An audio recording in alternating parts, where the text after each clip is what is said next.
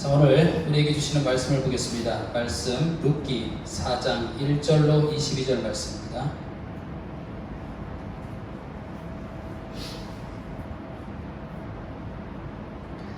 룻기 4장 1절로 22절 말씀, 4장 전체의 말씀이죠. 말씀을 제가 한 절, 여러분 한 절 말씀을 교독하도록 하겠습니다. 보아스가 성문으로 올라가서 거기 앉아있더니 마침 보아스가 말하던 기업 물을 자가 지나가는지라. 보아스가 그에게 이르되 아무개여 이리로 와서 앉으라 하니 그가 와서 앉으매 보아스가 그 성문 장로 10명을 청하여 이르되 당신들이 여기 앉으라 하니 그들이 앉으매 보아스가 그 기업 물을 자에게 이르되 모압 지방에서 돌아온 나오미가 우리 형제 엘리멜렉의 소유지를 팔려 함으로 내가 여기 앉은 이들과 내 백성의 장로들 앞에서 그것을 사고 내게 말하여 알게 하려 하려노라. 만일 내가 물을 열면 물려니와 만일 내가 물지 아니하려거든 내게 와여 알게 하라. 내 다음은 나로 그 외에는 물을 자가 없느니라 하니 그가 이르되 내가 물으리라 하는지라. 보아스가 이르되 내가 나오미의 손에서 그 밭을 사는 날에 곧 죽은 자의 아내 모압 여인 룻에게서 사서 그 죽은 자의 기업을 그의 이름으로 세워야 할진지라 하니 그 기업 물을 자가 이르되 나는 내 기업에 손해가 있을까 하여 나를 위하여 묻지 못하니 내가 물을 것을 내가 물으라. 나는 묻지 못하겠노라 하는지라. 옛적 이스라엘 중에는 모든 것을 물으거나 교환하는 일을 확정하기 위하여 사람이 그의 신을 벗어 그의 이웃에게 주더니 이것이 이스라엘 중에 증명하는 전례가 된지라. 이에 그 기업 물자가 보아스에게 이르되 내가 너를 위하여 사라 하고 그의 신을 벗는지라. 보아스가 장로들과 모든 백성에게 이르되 내가 엘리멜렉과 기룡과 말론에게 있던 모든 것을 나오미의 손에서 산 일에 너희가 오늘 증인이 되었고 또 말론의 아내 모압 여인 룻을 사서 나의 아내로 맞이하고 그 죽은 자의 기업을 그의 이름으로 세워 그의 이름이 그의 빚을 준바 그곳 성문에서 끊어지지 아니하게 하되 너희가 오늘 증인이 되었느니라 하니 성문에 있는 모든 백성과 장로들이 이르되 우리가 증인이 되나니 여호와께서 내 집에 들어가는 여인으로 이스라엘의 집을 세운 라헬과 레아 두 사람과 같게 하시고 내가 에브랏에서 유력하고 베들레헴에서 유명하게 하시기를 원하며 여호와께서 이 젊은 여자로 말미암아 내게 상속자를 주사 내 집이 가만히 유다에게 나와준 베레스의 집과 같게 하시기를 원하노라 하니라. 이에 보아스가 룻을 맞이하여 아내로 삼고 그에게 들어갔더니 여호와께서 그에게 임신하게 하심으로 그가 아들을 낳은지라. 여인이 나오미에게 이르되 찬송할지로다. 여호와께서 오늘 내게 기업 물을 자가 없게 하지 아니하셨도다. 이 아이의 이름이 이스라엘 중에 유명하게 되기를 원하노라. 이는 내 생명의 회복자이며 내 노년의 봉양자라. 곧 너를 사랑하며 7 아들보다 귀한 내 며느리가 낳은 자로다 하니라. 나오미가 아들을 받아 품에 보냈고 그 양육자가 되니 그의 이혼 여인들이 그에게 이름을 지어주되 나오미에게 아들이 태어났다 하여 그의 이름을 오벳이라 하였는데 그는 다윗의 아버지인 이새의 아버지였더라. 베레스의 이름은 이러하니라. 베레스는 헤스론을 낳고 헤스론은 람을 낳았고 람은 암미나답을 낳았고 암미나답은 나손을 낳았고 나손은 살몬을 낳았고 살몬은 보아스를 낳았고 보아스는 오벳을 낳았고 오벳은 이새를 낳고 이새는 다윗을 낳았더라. 아멘. 주님 말씀하옵소서. 겸손히 듣겠습니다. 말씀 따라 살겠습니다. 아멘.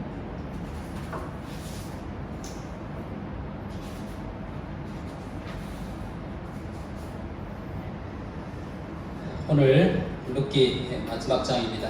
4장이 되었습니다. 오늘도 하나님 주시는 말씀의 은혜가 우리 가운데 있게 되기를 바라고 또 우리로 하여금 깨닫게 하시고 그 깨달은 일에 순종함을 통해서 하나님의 복을 누리시는 그런 우리가 되기를 바랍니다.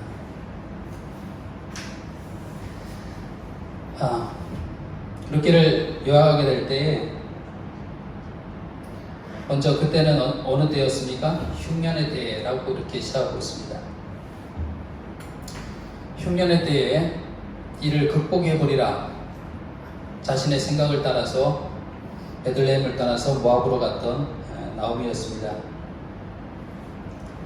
거기서 더한 어려움을 당하게 됐죠. 남편과 두 아들을 잃고 거기서 결혼시켰던 두 모압 며느리가 남게 되었습니다. 그때 어떤 소식이 들리게 됩니까? 베들레헴에서 하나님께서 양식을 주셨다는 소식을 듣게 됩니다. 구원의 소식을 듣게 된 거죠. 나오미는 절망의 자리에서 다시 일어나서 베들레헴으로 돌아가게 됩니다. 나오미는 만류했지만은 끝까지 시어머니를 따라서 하나님을 선택하고 함께한 룻이 동행하게 됩니다. 베들레헴에서 몰락한 그들의 집안을 다시 일으켜줄 기업 누를 자를 만나게 되는데 그가 바로 보아스였습니다. 그들의 기업을 물을 자인 이 고엘이 되어줄 보아스를 만났다는 이야기를 룻을 통해서 들은 나오미는 룻에게 하나의 지시를 하게 되죠.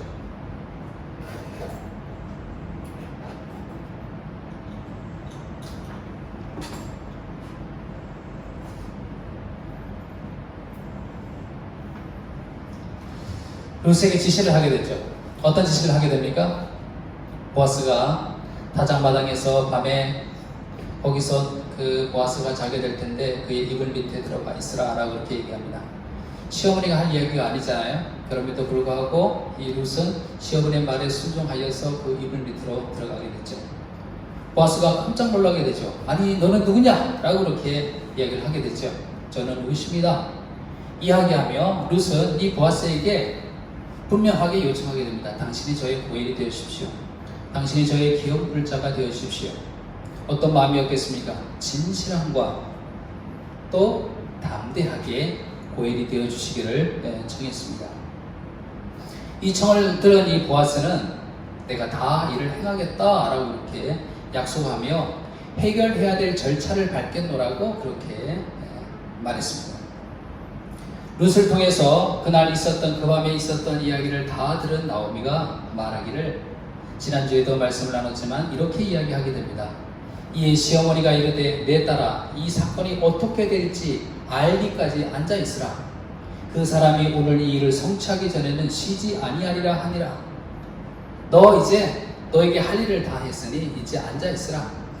보아스가 쉬지 않고 이 일을 성취하기 위해서 일해 갈 것이다. 그렇게 이야기를 하고 있습니다. 지난주에 말씀의 은혜를 나누면서도 이 말씀이 단순히 나오미와 룻에게만 하는 말씀이 아니라 우리들에게 하는 말씀을 우리가 깨닫게 됩니다. 우리도 고엘이신 예수님, 그 예수를 모시면서 주님, 제가 당신의 자녀입니다. 하나님, 제가 당신의 자녀입니다. 예수님은 저의 구세주시여 저의 왕이십니다. 주님을 따라 살기를 원합니다. 당신의 은혜의 날개 아래 저희가 거하기를 원하고 주님께서 의로운 손으로 저를 붙들기를 원하십니다. 라고 그렇게 요청하고 고백하게 될 때에 주님께서 똑같이 우리들 마음속에 주님께서 우리들에게 똑같이 나오미가 했던 이 고백의 말을 우리로 하여금 듣게 하시는 거죠. 내가 이 사건이 어떻게 될지 알기까지 앉아있으라. 이 사람이 오늘 이 일을 성취하기 전에는 쉬지 아니하리라 라고 하는 말씀, 바로 우리의 인생을 향하여서 내 삶을 향하여서 동일하게 외치시는 그런 주님의 음성으로 듣게 됩니다. 예수님을 통해서 하나님의 자녀로 삼으신 바로 우리들에게 하나님께서는 우리를 향한 선한 계획을 성취해 가실 것입니다. 인내하고 기다리라 라고 하는 말씀으로 듣게 됩니다. 여러분, 우리가 성경에서 요셉이 이야기하시잖아요. 요셉이 형제들에게 팔려갔습니다. 이집트로 팔려가서 거기서 성실하게 일했는데도 불구하고 그는 모함을 받아서 감옥에 갇히게 됩니다. 감옥에 갇혀서 있을 때에 한번 여쭤보겠습니다. 감옥에 갇혀있는 요셉의 모습 속에서 하나님께서 그의 인생 가운데 이 하나님이 하신 일을 쉬고 계신 겁니까? 내버려 두신 겁니까? 아니면 일하고 계신 겁니까? 여전히 일하고 계신 거잖아요. 요셉은 그때 순간적으로 그렇게 생각했을지도 몰라요. 내가 그렇게 성실하게 주인을 위해서 일했고 하나님을 바라며 하나님을 경외하는 삶을 살기를 그치지 아니하였는데 왜 나는 이 감옥에서 계속해서 억울하게 있어야 되는가라고 순간적으로 그런 생각이 들었을지 모릅니다. 그러나 우리는 알고 있습니다. 요셉이 있는 그 감옥 속에서도 하나님께서는 일해 가고 계시다는 것을 알게 됩니다. 우리 인생 가운데도 마찬가지입니다. 우리도 똑같잖아요. 하나님 어디 계십니까? 하나님께서 모른 척하고 계신 것 같고 하나님께서 귀를 기울이지 아니하시고 돌아서인 것 같은 그런 상황인데 동일하게 우리도 깨닫고 알게 됩니다. 하나님께서는 우리 인생 가운데 일하고 계시다라고 하는 거죠. 지금의 우리의 삶 가운데서도 하나님은 그 일을 성취하기 전에는 쉬지 아니하십니다. 지금도 우리를 향한 꿈을 이루어 가시는 하나님이십니다. 그렇게 그 하나님을 신뢰하는 것입니다. 하나님을 전적으로 신뢰하게 될 때 우리 마음속에 평강이 있는 겁니다. 신뢰해야 평강이 있는 겁니다. 우리는 기도하면서 하나님 저에게 평강을 주십시오. 하나님 제게 마음에 잠잠한 마음을 주십시오. 요동치 않는 마음을 주십시오. 라고 그렇게 기도하지만은 사실 그 평안은 어디서부터 오게 됩니까? 신뢰에서 오게 되는 겁니다. 맡길 때 오게 되는 거죠. 전적으로 맡기는 자에게 주시는 것이 평강인 거죠. 내 인생 가운데 일을 행해 가신다 라고 하는 믿음 가운데 우리에게 주시는 평강, 우리에게 주시는 담대함, 그 소망 가운데 살아갈 수 있는 그런 저와 여러분 되시기를 간절히 축원드립니다. 일해 가시는 하나님, 우리 생애 가운데도 일해 가시는 하나님입니다. 그런 보아스를 통해서 이 나오미의 가정에 룻에게 하나님께서 어떻게 일해 가시는지를 한번 보겠습니다. 보아스가 성문에 앉아 있었습니다. 기다리고 있었어요. 누군가를 발견하고자 기다리고 있었습니다. 그가 만나고자 하는 사람이 딱 지나갔습니다. 어떤 사람이 지나갔습니까? 이 나오미의 가정에 기업을 물을 자로서 첫 1순위가 되는 그런 후보자가 딱 지나가는 겁니다. 그를 불렀죠. 대화하기로 요청했죠. 그리고는 본인 두 사람만 이야기하는 것이 아니라 10명의 장로들을 세웠습니다. 증인으로 세운 거죠. 이야기합니다. 보아스가 그에게 이야기를 합니다. 나오미가 죽은 남편 엘리멜렉의 소유주를 팔려고 하는데 그것을 사겠는가? 라고 이렇게 묻습니다. 어떤 사람이 너무 가난하여서 자기 기업의 땅을 팔려고 내놓을 경우에 그와 가장 가까운 친척의 순으로 그 땅을 사야 할 의무가 있기 때문에 그가 가장 가까운 친척이기에 그에게 먼저 물은 거죠. 나오미 가정에 기업 물을 자 고인이 되겠는가? 라고 물었습니다. 그 1순위 후보자가 뭐라고 대답했습니까? 제가 그렇게 하겠습니다 라고 대답하는 거예요. 제가 기업을 묻겠습니다 라고 이렇게 이야기하는 겁니다. 보아스가 이후에 그에게 다시 묻습니다.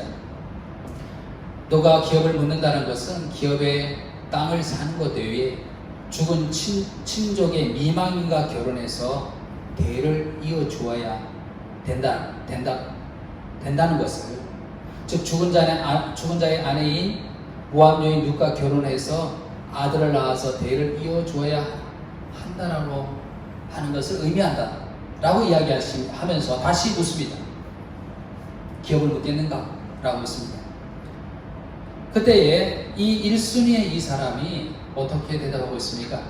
자기에게 기업의 손해가 있으므로, 내게 기업의 손해가 있으므로 그렇게 하지 않겠다라고 이야기합니다. 룻과 결혼하여서 아들을 낳는 일이 왜 그에게 손해가 될까요?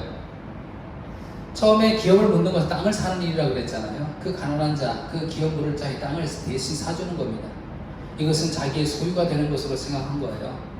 그런데 그것으로 그치지 않고 그 미망인을 통하여서 아들을 낳아서 대를 이어야 된다고 하는 말에 자기가 그 땅을 산다 하더라도 대를 이은 아들이 태어나게 되면 그 땅이 자기의 땅이 되는 것이 아니라 그 기업을 물을 친족의 소유가 된다는 것을 그제서야 뒤늦게 깨닫게 된 겁니다. 어떻게 했습니까? 이 1순위의 기업 물을 자가 어떻게 하고 있습니다. 나 그거 못하겠습니다. 제가 그것을 포기하겠습니다. 권리를 누구에게 넘기게 됩니까? 보아스에게 넘기게 됩니다. 이스라엘의 전례를 따라서 너 내 것을 완전히 너에게 넘긴다라고 하는 표시로 뭘 하냐면 신을 벗어서 그에게 주게 됩니다. 저는 이 말을 딱 들으면서 생각나는 성경 말씀 없으십니까? 신을 벗는다라고 하는 말에 딱 생각나는 거 그랬어요. 모세가 하나님께 부름받았을 때에 하나님의 음성이 들리잖아요. 이것은 거룩한 땅이니 너가 신발을 벗어라 라고 이렇게 돼 있잖아요. 그 말씀과 딱 매치가 되면서 다시 한 말씀 드리겠습니다. 이 사람이 자기의 것을 온전히 포기하고 건네주는 의미로 뭘 준다고 그랬어요? 신을 건네주는 거잖아요. 모세가 모세에게서 신발을 벗어라라고 하는 말이 그런 의미에서 탁 와닿는 겁니다. 깨달음이 오는 겁니다. 뭡니까? 이제는 내 삶을 전적으로 하나님께 맡기겠습니다. 내 모든 것을 주님께 의뢰합니다 라고 하는 거죠. 신발을 벗는 행위는요, 여호수아가 전쟁을 앞두고 있었을 때에도 하나님께로부터 여호와의 사자로부터 들렸던 음성이 바로 그렇습니다. 신을 벗어라. 전적으로 내 전쟁을 하나님께 맡기겠습니다. 이 전쟁의 승패를 당신의 손에 맡겨드리겠습니다 라고 하는 의미죠. 어쨌든 이 1순위 이 사람이 신을 벗어 보아스에게 줌을 더하여서 그 권리를 보아스에게 주게 됩니다. 나는 내 기업에 손해가 있을까 하여 나를 위하여 물으지 못하노니 내가 물을 것을 너가 물으라. 나는 물으지 못하겠노라. 그는 고일이 되기를 포기했습니다. 기업 물을 자가 되기를 포기했습니다. 왜 포기했어요? 처음에는 기업을 물을 것이라 얘기했던 그가 나중에 왜 포기했을까요? 생각해보니 자기에게 손해가 될 것이라고 생각했습니다. 여러분, 우리가 성경을 다 보고 있잖아요. 욥기를 전체를 다 보고 있잖아요. 정말 손해되는 일이었을까요? 그 사람이 왜 손해가 되리라고 생각했을까요? 그것은요, 전적으로 그의 관점이 소유의 관점으로, 물질의 관점으로 생각해서 그렇습니다. 누가 생각해도 이건 상식적으로 손해가 아닙니까? 라고 이렇게 질문할 수도 있습니다. 그러나 그렇지 않습니다. 작년 지금 11월 1일이죠.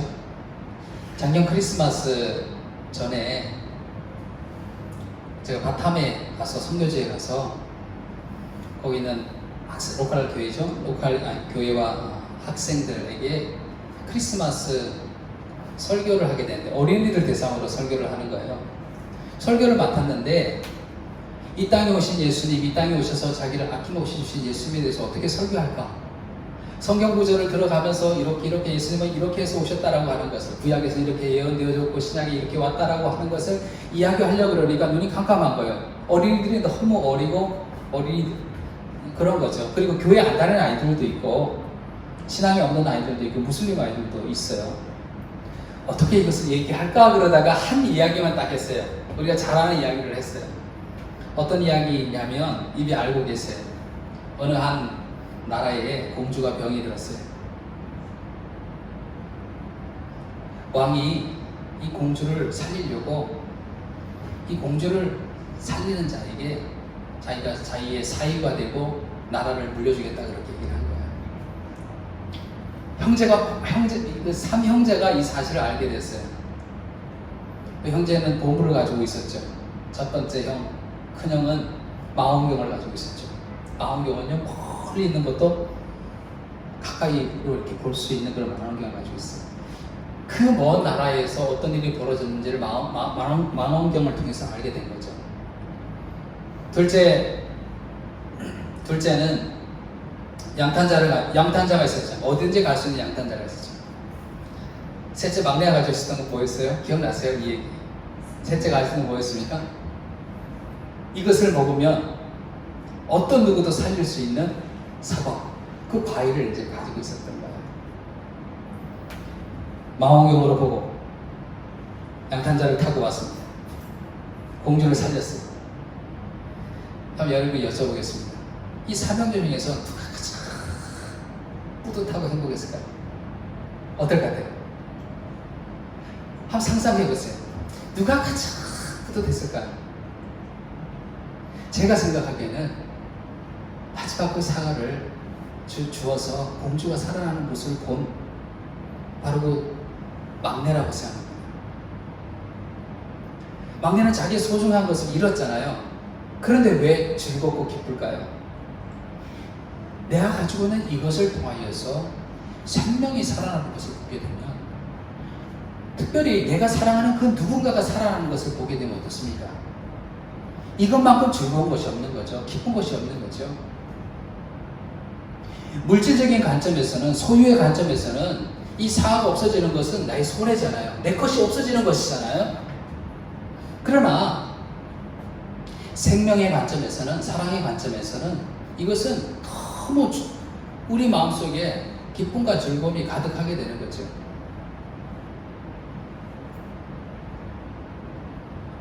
기업 부를 자의 1순위 그 사람이 자기의 그 권리를 포기한 이유는 물질적인 관점, 소유의 관점에서 봤기 때문에 그렇습니다. 결코 그의 입장에서는 손해나는 일을 하고 싶지 않은 것이었습니다. 세상의 지혜는 이것을 가르칩니다.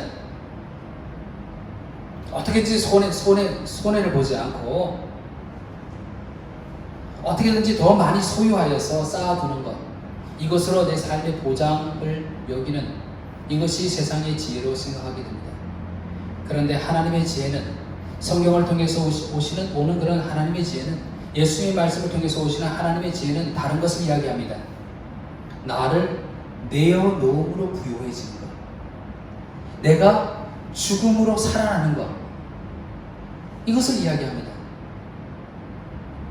그 하나님의 지혜가 우리의 삶을 가리키는 그 방향은 생명을 살리는 길이요, 사랑을 행하는 길이요, 하나님 나라를 위하는 길이요, 복음을 위하는 길이요, 예수님을 위한 그 길을, 우리들에게 그 삶의 길을 제시하고 있습니다.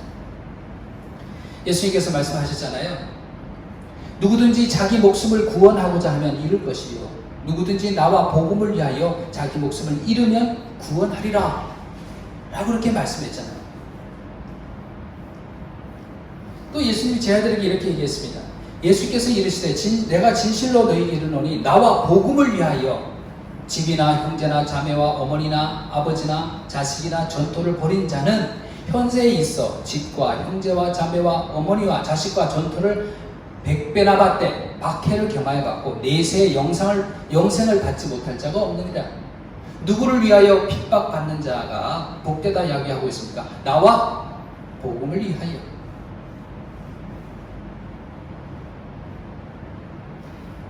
이 기업 물을 자 첫 순위의 그 사람은 자기의 것을 지혜롭게 지킨 것이 아니었습니다. 보게 되면 자신을 통해서 이룰 수 있었던 하나님의 구원의 역사에 참여하지 못하게 된 겁니다. 만약에 그가 나오미의 가정의 기업 물을 자로 그가 허락했다면, 수락했다 그러면 성경은 달라졌을 거예요. 그렇죠? 우리가 보는 성경은 달라졌을 겁니다. 그의 가문은 하늘의 복을 누리는 가문이 될 수 있었을 것입니다. 그런데 세상의 관점, 물질주의적인 관점, 소유의 관점으로 생각했기에 그는 이를 포기한 겁니다. 하나님 복으로 여기지 못하게 된 것이죠. 한편 보아스는요, 자기에게 온 이 기회를 기쁨으로 받아들이게 됩니다. 할 수 없이 받아들인 건 아닙니다. 룻에게 내가 약속이 있기 때문에 그때 내가 왜 그런지 모르겠어, 나도 모르게 홀려서 내가 책임지겠다고 얘기했는데 그때 왜 그런지 모르겠어, 이래서 받아들인 것이 아니죠. 기쁨으로 받아들였습니다. 기꺼이 받아들였어요. 기다렸다는 듯이. 그래, 그렇다면 장로들과 이 백성들에게 당신들이 모두 증인입니다. 이 말을 들으셨죠? 당신들이 증인입니다. 라고 외칠 정도로 기꺼이 보아스는 이 권리를 받아들이게 됩니다. 그에 의해서 중요한 것은 물질적인 유익과 손해의 기준이 아니었습니다. 모압을 떠나서 보아스가 이야기했잖아요. 보아스의 입술을 통해서 이야기했죠. 룻에게 모압을 떠나서 하나님의 보호의 날개 아래 들어온 너의 이야기를 내가 들었다라고 얘기했잖아요. 그 하나님의 보호의 날개 아래 들어온 룻을 합법적으로 돌볼 수 있는 그런 기쁨을 가지고 받아들인 겁니다. 룻을 향해서 하나님께서 주시는 그 하나님의 보상이 자기를 통해서 이루어지는 것에 대한 그 기쁨을 가지고 기꺼이 나오미 가정의 고인이 되기를 받아들인 것입니다. 몰락해가는 한 가문을 다시 일으키는 일에 참여하는 기쁨을 가지고 보아스는 이 고엘이 되기를 받아들인 것이죠. 이런 성경적인 관점을 가지고 있었기에 모든 백성들과 장로들, 증인이 됐던 모든 사람들이 룻과 보아스를 진심으로 축복하게 됩니다. 성문에 있는 모든 백성들과 장로들이 이르되 우리가 증인이 되나니 하나님께서 내 집에 들어가는 여인으로 이스라엘의 집을 세운 라헬과 레아 두 사람과 같게 하시고 너가 에브라스에서 유력하고 베들레헴에서 유명하게 하시기를 원하며 그렇게 축복하게 되죠. 여호와께서 이 젊은 여자로 말미암아 너에게 상속자를 주사 내 집이 다말이 유다에게서 낳아준 베레스의 집과 같게 하시기를 원하노라 하니라. 모든 사람이 이 일에 축복하게 됩니다. 여러분, 나오미 가정의 고엘이 되기 위하여서 고엘이 된 일에 기쁘게 기꺼이 이 일을 감당했던 보아스처럼 우리의 죄를 사하기 위해서 기꺼이 자신을 내어주신 고엘 예수 그리스도. 우리가 아직 죄인되었을 때에 그리스도께서 우리를 위하여 죽으심으로 하나님께서 우리에 대한 자기의 사랑을 확증하셨느니라. 여러분, 우리가 십자가에 대한 찬송을 부르면서 십자가를 생각하게 될 때에 우리를 위해서 돌아가신 예수님에 대해서 슬픈 감정도 가지만은요, 우리는 십자가를 통해서 무엇을 보게 됩니까? 기꺼이 자기를 내어주신 그런 예수님을 보게 됩니다. 마치 보아스가 나오미의 가정과 룻을 위하여서 기꺼이 자기를 내어준 것처럼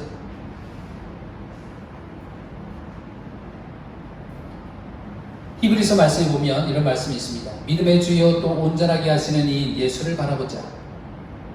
그는 그 앞에 있는 기쁨을 위하여 십자가를 참으사 부끄러움을 개의치 아니하시더니 하나님 보좌 우편에 앉으셨느니라. 십자가에 달리실 때 그가 부끄러워하지 아니하시고 개의치 아니하시고 십자가에 달리신 그 이유는요, 그 앞에 있는 기쁨을 위하여라고 되어 있습니다. 자신의 이생을 통하여서 온 인류를 구원하는, 그를 믿는 자를 구원할 수 있다라고 하는 기쁨이 그 마음속에 있기에 부끄러움을 개의치 하지 않았다라고 이렇게 말씀하고 있습니다. 여러분, 예수님이 우리 구세주이시고 예수님이 우리의 고일이 되시잖아요. 우리는 예수님과 같은 삶을 살기를 원하잖아요. 그럴 때에 우리가 따르고자 하는 그 예수님은 하나님의 그 구원의 사역에 기꺼이 자기를 드림으로 기쁨으로 드리는 그런 삶을 살아갔잖아요. 그것처럼 우리 예수님을 따른 그리스도인 우리들에게요, 우리도 하나님의 일, 나와 복음을 위해서 핍박받는 자 복이 있다라고 예수님 말씀하셨잖아요. 그렇기에 예수님과 복음을 위하여서 하나님 나라를 위해서 나를 기꺼이 드리는 기쁨이 우리에게 있어지기를 바랍니다. 무엇과도 바꿀 수 없는 기쁨. 아까 제가 그 한 이야기를 통해서 얘기했잖아요. 자기 것이 사라졌지만 기뻐요. 세상에서 얼마나 귀한 사과입니까? 그것을 먹는 자가 다 어떤 병이든지 낫는 그 귀중한 사과 아닙니까? 그런데 그게 없었는데 너무 기뻐. 한 사람이 살아나는 것을 받기에, 살아나는 공주가 살아나는 것을 받기 때문에 그런 거잖아요. 그런 것처럼 예수님과 복음으로 인하여서 내가 나를 드릴 수 있다라고 하는 것이 기쁨이 되어지는 그런 은혜가 저와 여러분에게 있게 되기를 바랍니다. 세례 요한이 처음 세례를 주게 될 때 많은 사람들이 세례 요한에게 세례를 받았잖아요. 다 요단강으로 와서 세례를 받게 됩니다. 이후에 보게 되면 예수님과 예수님의 제자, 성경에 보니까 사실은 예수님의 제자들이 그러했다 그랬는데 예수님과 예수님의 제자가 또 세례를 주기 시작합니다. 그럴 때에 사람들이 다 그쪽으로 몰려가는 거예요. 그랬더니 세례 요한의 제자들이 뭐라고 이야기합니까? 주님, 이 세례 요한이요, 큰일 났습니다. 다 당신이 얘기했던 바로 그 사람에게로 다 사람들이 몰려갑니다. 한마디로 뭐가 다 빠졌다는 거예요. 당신의 인기가 완전히 빠졌습니다. 당신을 주목했던 그 눈들이 다 저에게로 돌아갑니다. 연예인들이 인기를 누리면서도 불안해하는 거 있잖아요. 지금 막 인기 최절정에 있다 하더라도 불안하잖아요. 언제 거품처럼 따질지 모르잖아요. 괜찮니? 나는 이게 연연하지 않아 라고 그런다 할지라도 실제로 그런 일이 발생하게 되면 어때요? 마음 한구석에 정말 뭔가 쓴 감정이 느껴지게 되잖아요. 세례 요한이 그 얘기를 들은 겁니다. 스승님, 당신이 이야기했던 사람들이 다 가버리고 맙니다. 그랬더니 세례 요한이 뭐라고 얘기했습니까? 신분을 취하는 자는 신랑이나 서서 신랑의 음성을 듣는 친구가 크게 기뻐하나니 나는 이러한 기쁨으로 충만하였노라 라고 얘기를 하고 있습니다. 예수님을 누구로 얘기한 겁니까? 신랑으로 얘기한 겁니다. 그렇죠. 예수님은 신랑 되시고 이 땅의 교회, 이 땅에 믿는 자들의 모임인 이 교회, 신부죠. 신부를 위하여서 구원받을 자인 바로 우리들을 위해서 오신 신랑이죠. 신랑의 음성을 듣는 친구는 그 신랑의 음성을 들으며 뭐 한다고요? 기뻐한다 라고 되어 있습니다. 나는 왜 신들매 풀기도 감당치 못하겠노라 라고 이야기했던 이 세례 요한은요, 스스로 자기의 이름이 없어지는 것, 이것을 오히려 기쁨으로 여겼습니다. 예수님의 이름이 드러나는 것을 기쁨으로 여겼습니다. 정말 그가 이 땅에서 온 그 사역의 목적처럼 예수님의 길을 예비하는 것으로 살아가는 것으로 기뻐하게 되었습니다. 주님이 높아지는 것에 대한 기쁨 말입니다. 이게 세례 요한만이 누릴 수 있는 그런 기쁨이어야 되겠습니까? 아니죠. 예수를 믿는다라고 하는 것, 하나님 믿는다라고 하는 것은 우리에게 어떤 기쁨이 있는 겁니까? 나를 통하여서 주님이 드러나는 것에 대한 기쁨입니다. 찬송을 드리는 것도 누구에게 기쁨을 드리는 겁니까? 하나님께 기쁨을 드리는 거잖아요.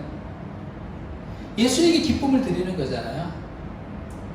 우리가 기쁨 가득하려고 그러는 게, 내가 이 찬송만 부르면 나는 정말 기분이 좋아져, 마음이 평안해져. 그럴 수 있죠. 그런데 그게 근본적으로 왜 기분이 좋아지고 평안해지는 거예요? 주님께 올려지기 때문에, 주님이 주시는 평강과 은혜가 있기 때문에 그런 거잖아요. 바울은 복음 때문에 고난을 받았죠. 핍박을 받았죠. 죽음의 위기도 넘기게 됩니다. 이후로는 순교까지 하게 되잖아요. 그럼 바울이 복음 때문에 받은 많은 핍박을 받았던, 감옥에 갇혔던 그런 바울이 뭐라고 고백했습니까? 나의 간절한 기대와 소망을 따라 아무 일에든지 부끄러워하지 아니하고 지금도 전과 같이 온전히 담대하여 살든지 죽든지 내 몸에서 그리스도가 존귀하게 되려 하나니 라고 됐습니다. 바울의 관심은 오직 어디에 있습니까? 내가 핍박당해도 고난당해도 죽음의 위기가 있어서 내가 간절히 바라는 소원은 뭐예요? 나를 통해서 누가 존귀하게 되는 거예요? 그리스도가 존귀하게 되는 것. 여러분, 보아스가 기꺼이 기쁨으로 고엘이 되기를 받아들였던 것처럼 우리의 고엘 대신 예수님을 생각하게 될 때에, 기꺼이 우리의 본을 내서 자기를 내어주신 예수님을 생각하게 될 때에 하나님 나라를 위하여서, 예수님 위하여서, 복음을 위해서 기꺼이 나를 드림으로 그 기쁨이 충만한 그런 우리가 되시기를 간절히 축원을 드립니다. 이건 세상의 기쁨과는 다르죠. 물론 어떤 물건을 사고 선물을 받고 맛있는 걸 먹고 기쁨이 있죠.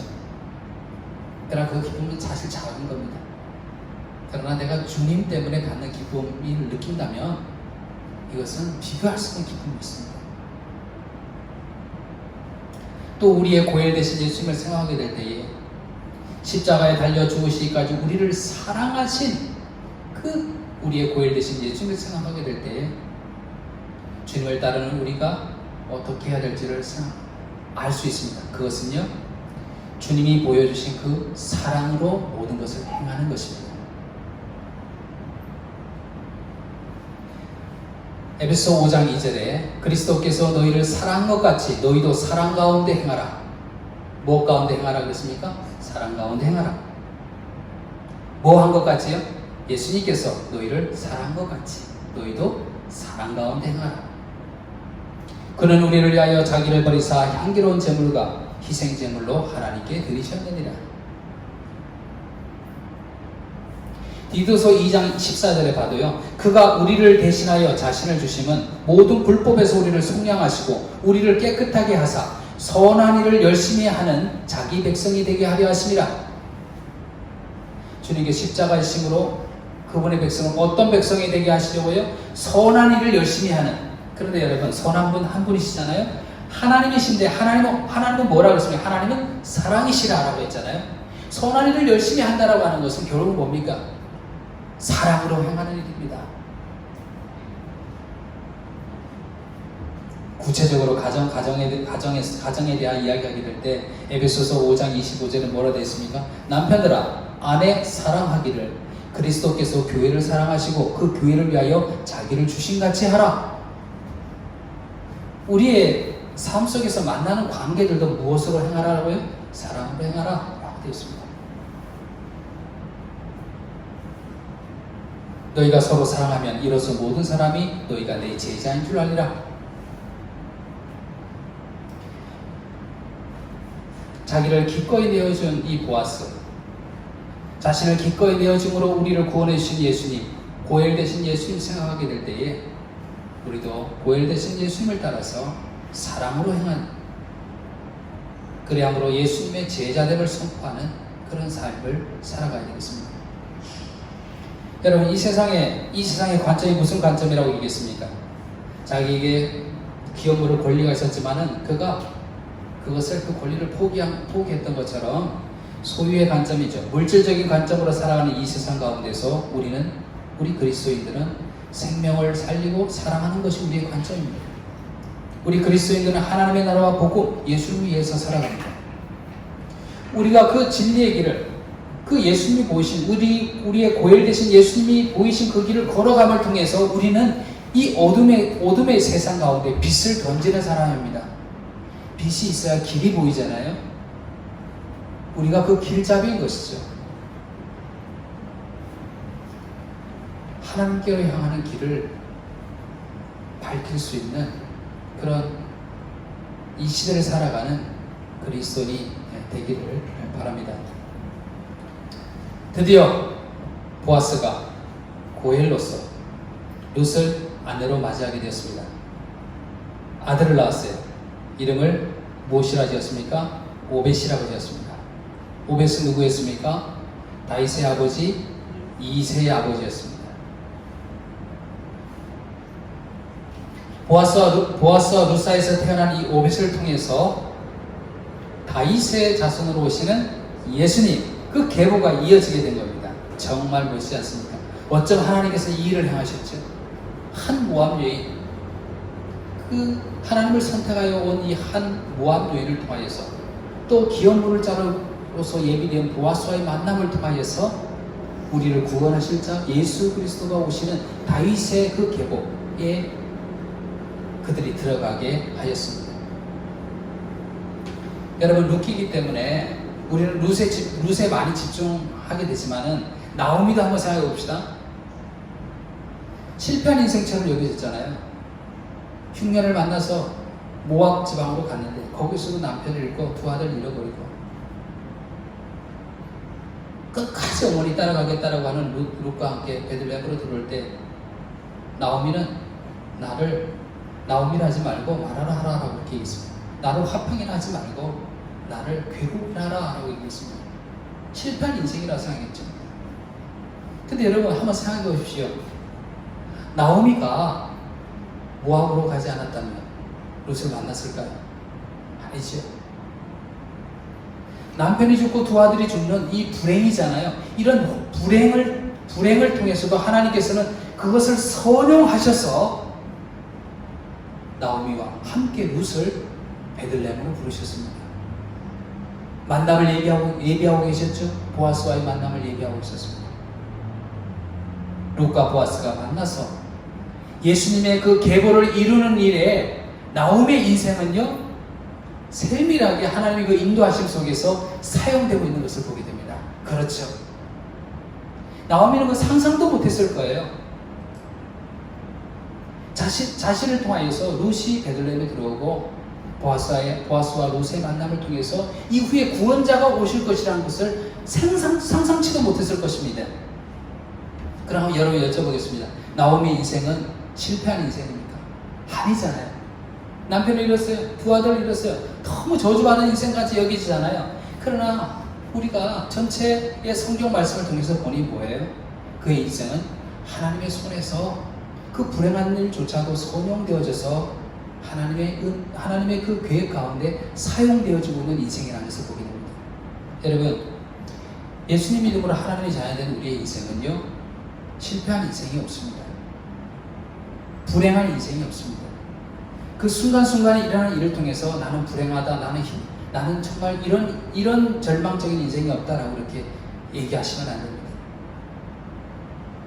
나오미를 통하여서 룻을 베들레헴으로 데려오고 보아스를 만나 예수님의 계보가 이루어지는 모습을 통하여서 하나님께서는 하나님의 자녀된 우리의 인생을 그렇게 이끌어 가십니다. 그렇게 세미한 계획 속에서 이끌어가고 계십니다. 주변 모든 사람들이 이제요, 나오미를 향해서 찬송하게 됩니다. 여인들이 나오미에게 이르되 찬송할지로다. 여호와께서 오늘 너에게 기업물을 자가 없게 하지 아니하셨도다. 이 아이의 이름이 이스라엘 중에 유명하게 되기를 원하노라. 이 오벳은요, 누구의 아들이 되냐면 나오미의 아들이 되는 거예요. 그 가문의 그 대를 이을 자로서 나오미의 아들이 되는 거예요. 축하하고 있는 거죠. 찬송하리라고 되어 있습니다. 이는 내 생명의 회복자이며 내 노년의 봉양자라. 곧 너를 사랑하며 7 아들보다 귀한 내 며느리가 낳은 자로다 하니라. 주변 모든 사람으로부터 칭송받는, 주변 모든 사람으로부터 나오미를 축복하는 그런 이야기를 듣게 됩니다. 그리스도인 된 우리의 삶 또한 우리가 예수님 안에 붙어있게 될 때, 하나님의 자녀로서 예수님 안에 붙어있게 될 때에 우리의 삶을 하나님께서는 세미한 손길로 선하게 인도하실 것입니다. 나오미 인생의 마지막 끝이 웃음이었던 것처럼, 하나님을 위한 찬송이었던 것처럼 우리의 삶의 끝도 웃음일 것입니다. 이 사실을 미리 생각한다면요, 우리의 인생의 끝은 결국 하나님을 향한 찬송이요, 내 인생을 계획하시고 끌어가시는 분이시기에, 때로 불행한 일을 만나도 그것을 선용하셔서 선을 이루어 가시는 하나님이시기에, 내 인생의 끝은 웃음이요 찬송이라는 것을 미리 보고 당겨서 그것을 누리는 사람의 삶은 어떻습니까? 그 일을 보고 기뻐하며, 그 일을 보고 즐거워하며, 그 일을 보고 웃으며 살아가는 것입니다. 미리 그 끝을, 하나님이 자녀된 내 삶의 마지막이 하나님의 손을 이루는 것이라는 것을 믿는 자이기에 성경이 얘기했던 것처럼 항상 기뻐하는 삶을 살 수 있는 겁니다. 하나님 일해오고 계시고 여러분의 인생을 그렇게 끌고 가고 계십니다. 나오미의 얼굴에서 웃음이 피게 하듯이 우리의 삶도 그렇게 인도해 나오고 계십니다. 룻기를 마치면서요, 모압 여인이었던 룻 다시 생각해보면 남편을 잃고 이제 절망만 있을 줄 알았습니다. 그런데 그녀는 어머니가 믿는 하나님을 선택했습니다.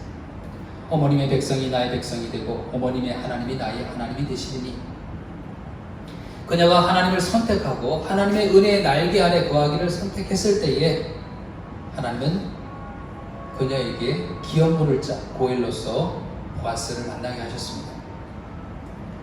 보아스 안에서 사랑을 받고 보호받을 뿐만 아니라 예수 그리스도의 계보 안에 들게 하셨습니다. 하나님을 선택한 그녀를 향하여서 하나님 놀라운 복을 예비하고 계시고 성취해 가신 것을 보게 됩니다. 저는 룻기가요, 흉년의 때에 라고 하는 말로 시작되는 것이 큰 의미가 있다고 생각합니다. 우리 인생도요, 흉년의 때를 경험하잖아요. 물론 풍년의 때도 있죠.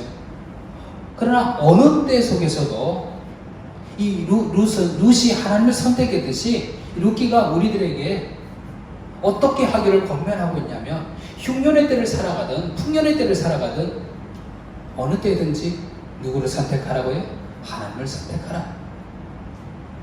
하나님, 어느 순간 속에서도 하나님을 선택하는 여러분 되시기를 바랍니다. 하나님을 선택함에 두려워하지 마시기를 바랍니다. 보아스를 통해서 룻에게 이야기했던 그 말씀을 다시 한번 생각해 보십시오. 여호와께서 너에게 행한 일에 보답하시기를 원하며 이스라엘의 하나님 여호와께서 그의 날개 아래에 보호를 받으러 온 너에게 온전한 상 주시기를 원하노라. 하나님을 선택한 자에게 하나님 상 주시는 분이신 거예요. 보아스 이걸 통해서 이야기했죠. 또 보아스가 룻에게 이야기했잖아요. 이제 내 딸아 두려워하지 말라. 내가 너의 말대로 너에게 다 행하리라 라고 얘기했던 것처럼 하나님을 선택하는 우리에게 우리의 일생 가운데 하나님의 계획하신 선하신 계획을 성취해 나가리라 라고 말씀하시는 것입니다. 하나님을 선택해서 룻의 마지막을 보십시오. 상상할 수 없었던 그런 복이 룻의 생애 가운데 있는 것을 보게 됩니다. 지금 우리도요, 우리의 미래를 알 수 없어요. 그 과정을 겪고 있을 때는 다 보이지 않아요. 지금 눈으로 볼 수 없고 상상조차 할 수 없는 일이라 할지라도 룻기를 통해서 우리가 깨달은 바 나의 생애를 통해서 하나님께서 일해 가신다. 쉬지 않고 일해 가신다. 하나님께서 나를 붙들고 계시다는 사실을 늘 생각하시는 가운데 나를 향하신 하나님의 선한 계획을 성취해 가고 계신다라는 것을 늘 생각하는 가운데 하나님을 선택하는 자에게 하나님은 보상하시는 분, 상상치 못할 그런 하나님의 그 계획의 성취를 이루어 가신다는 것을 믿을 수 있는, 그렇게 믿고 나갈 수 있는 여러분이 되시길 바랍니다. 우리 인생의 흉년의 때나 풍년의 때나 어느 순간 속에서도 하나님을 선택하며 살아가실 수 있는 저와 여러분이 되시기를 간절히 축원합니다.